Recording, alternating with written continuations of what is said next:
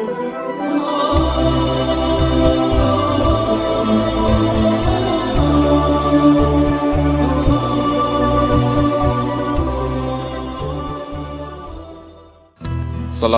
warahmatullahi wabarakatuh. Ada rahasia terdalam di hati Sayyidina Ali yang tak dikisahkannya pada siapapun. Fatimah, karib kecilnya putri tersayang dari sang Nabi yang adalah sepupunya itu, sungguh memesonanya. Kesantunannya, ibadahnya, kecekapan kerjanya. Lihatlah gadis itu pada suatu hari ketika ayahnya pulang dengan luka memercik darah dan kepala yang dilumur isi perut unta. Ia bersihkan hati-hati, ia seka dengan penuh cinta, ia bakar perca, ia tempelkan ke luka untuk menghentikan darah ayahnya. Semuanya dilakukan dengan mata gerimis dan hati menangis. Muhammad ibni Abdullah sang terpercaya tak layak diperlakukan demikian oleh kaumnya. Maka gadis cilik itu bangkit, gagah ia berjalan menuju Ka'bah.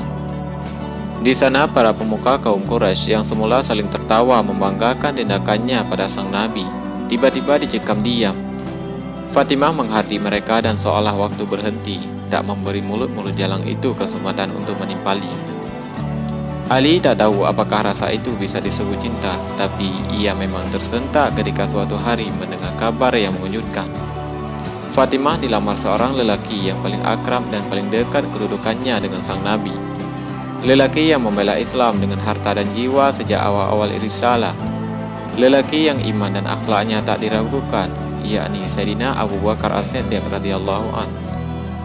Allah mengujiku rupanya, begitu batin Ali. Ia merasa diuji karena merasa apalah ia dibanding Sayyidina Abu Bakar, kedudukan di sisi Nabi.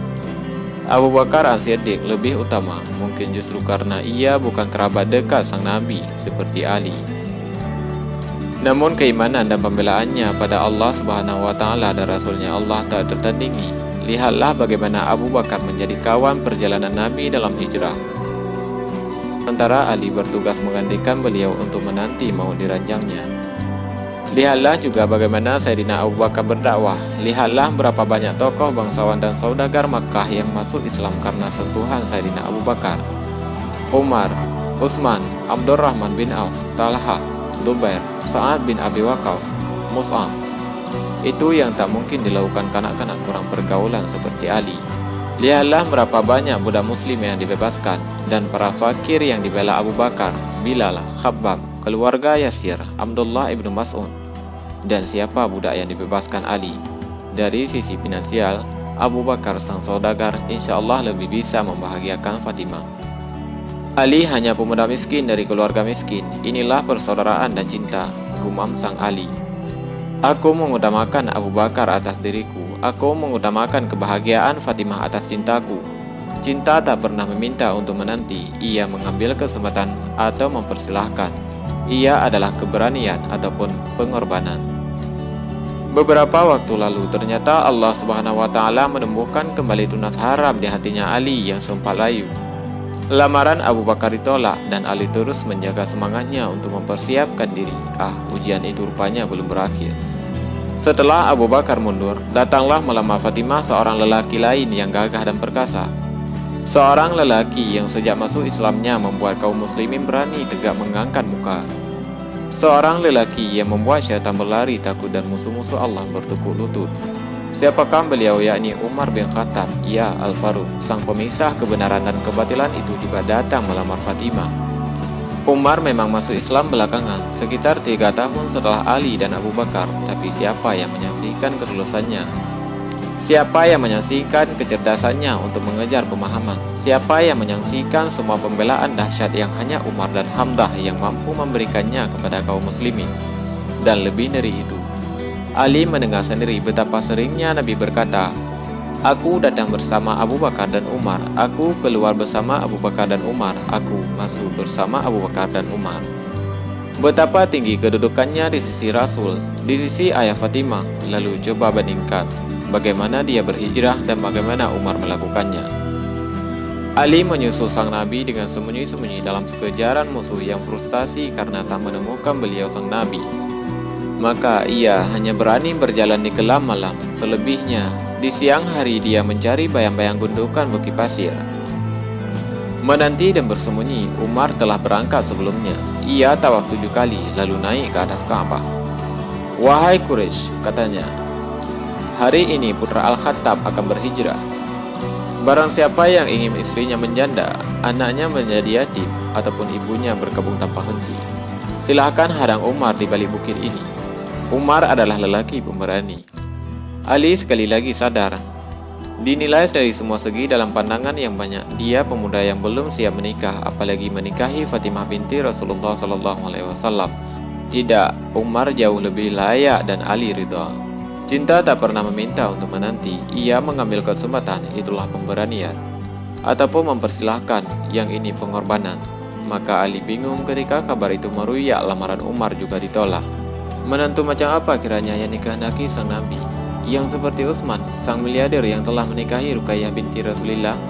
Yang seperti Abul As ibni Rabi'ah, saudagar Quraisy itu, suami Zainab binti Rasulillah?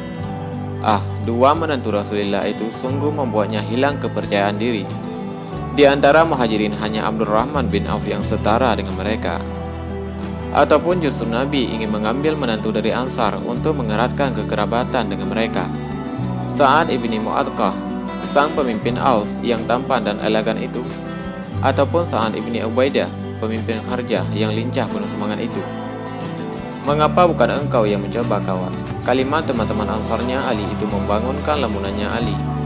Mengapa engkau tak mencoba melamar Fatimah? Aku punya firasat, engkaulah yang ditunggu-tunggu baginda Nabi. Aku, tanyanya Ali tak yakin. Ya, engkau wahai saudaraku. Aku hanya pemuda miskin, apa yang bisa ku andalkan? Kami di belakangmu, wahai Ali. Semoga Allah menolongmu. Ali pun menghadap sang Nabi. Maka dengan memberanikan diri, disampaikannya keinginannya untuk menikahi Fatimah. Ya, menikahinya Fatimah. Ia tahu secara ekonomi tak ada yang menjanjikan pada dirinya Ali. Hanya ada satu set baju besi di sana ditambah persediaan tepung kasar untuk makannya. Tapi meminta waktu 2 dan 3 tahun untuk bersiap-siap, itu memalukan. Meminta Fatimah menantinya di batas waktu hingga ia siap, itu sangat kekanakan. Usianya telah berkepala 2 sekarang, engkau pemuda sejati, wahai Ali. Begitu nuraninya mengingatkan, pemuda yang siap bertanggung jawab atas cintanya, pemuda yang siap memikul resiko atas pilihan-pilihannya, pemuda yang yakin bahwa Allah Maha Kaya. Lamarannya berjawab, ahlan wa sahlan. Kata itu meluncur tenang bersama senyum sang Nabi, dan ia pun bingung, apa maksudnya? Ucapan selamat datang itu sulit untuk bisa dikatakan sebagai isyarat penerimaan ataupun penolakan. Mungkin Nabi pun bingung untuk menjawab. Mungkin tidak sekarang, tapi ia siap ditolak itu resiko. Dan kejelasan jauh lebih ringan daripada menanggung beban tanya yang tak kunjung terjawab. Apalagi menyimpannya dalam hati sebagai bahtera tanpa pelabuhan.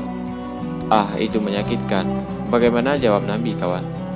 Bagaimana lamaranmu? Entahlah, apa maksudmu? Menurut kalian, apakah ahlan wa sahlan berarti sebuah jawaban? Tolol, dasar tolol, kata mereka. Maaf kawan, maksud kami satu saja sudah cukup. Dan kau mendapatkan 2, ahlan saja sudah berarti ya, sahlan juga. Dan kau mendapatkan ahlan wa sahlan, kawan. Dua-duanya berarti ya. Dan Ali pun menikahi Fatimah dengan menggadaikan baju besinya, dengan rumah yang semula ingin disumbangkan ke kawan-kawannya, tapi Nabi bersikeras agar ia membayar cicilannya. Itu hutang, dengan keberanian untuk mengorbankan cintanya Ali bagi Abu Bakar, Umar, dan Fatimah. Dengan keberanian untuk menikah sekarang, bukan janji-janji dan nanti-nanti. Ali adalah gentleman sejati. Tidak heran kalau pemuda Arab memiliki yel-yel. La fata illa aliyan, tak ada pemuda kecuali Ali. Inilah jalan cinta para pejuang, jalan yang mempertemukan cinta dan semua perasaan dengan tanggung jawab. Dan di sini cinta tak pernah meminta untuk menanti seperti Ali. Ia mempersilahkan ataupun mengambil kesempatan. Yang pertama adalah pengorbanan, yang kedua adalah keberanian. Dan ternyata tak kurang juga yang dilakukan oleh putri sang Nabi. Dalam suatu riwayat dikisahkan bahwa suatu hari setelah mereka menikah, Fatimah berkata kepada Sayyidina Ali, "Maafkan aku, karena sebelum menikah denganmu, wahai Ali, aku pernah 1 kali jatuh cinta pada seorang pemuda." Ali pun terkejut dan berkata, "Kalau begitu, mengapa engkau mau menikah denganku? Dan siapakah pemuda itu?" Sambil tersenyum, Fatimah berkata, Ya, karena pemuda itu adalah dirimu. Kemudian Nabi SAW bersabda, sesungguhnya Allah Azza wa Jalla memerintahkan aku untuk menikahkan Fatimah putri Khadijah dengan Ali bin Abi Thalib. Maka saksikanlah, sesungguhnya aku telah menikahkannya dengan mas kawin 400 fiddah dalam nilai perak, dan Ali ridha menerima mahar tersebut. Kemudian Rasulullah SAW mendoakan keduanya, semoga Allah mengumpulkan kesempurnaan kalian berdua, membahagiakan kesungguhan kalian berdua, memberkahi kalian berdua, dan mengeluarkan dari kalian berdua kebajikan yang banyak.